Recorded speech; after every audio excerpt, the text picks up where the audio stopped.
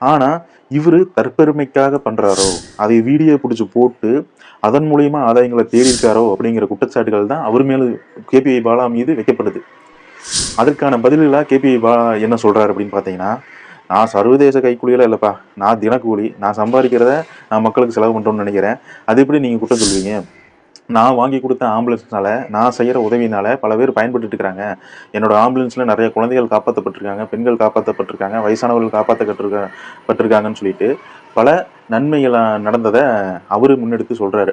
இவரு இந்த காணொளிய வெளியிட்டதுக்கு அப்புறமா, இந்த பத்திரிகையாளர்களும், அவருடைய நண்பர்களும் இன்னும் மேலும் அதிர்ச்சியை ஊட்டக்கூடிய பல ஆதாரங்கள வெளிய கொண்டு வராங்க. என்னன்னா, இவரு வாங்கி குடுத்த ஆம்புலன்ஸ் எதுவுமே பயன்பாட்டுல இல்ல. எல்லாமே ஒரு பெயிண்ட் அடிச்சு கொண்டு வந்து நிப்பாட்டப்பட்ட சுந்தரா டிராவல்ஸ் மாதிரியான வண்டிகள். அதுகளுக்கு முறையான எஃப்சியோ, இன்சூரன்ஸோ பண்ணப்படவில்ல. இது ஒரு விளம்பரத்துக்காக பாலா பண்ணியிருக்காரு.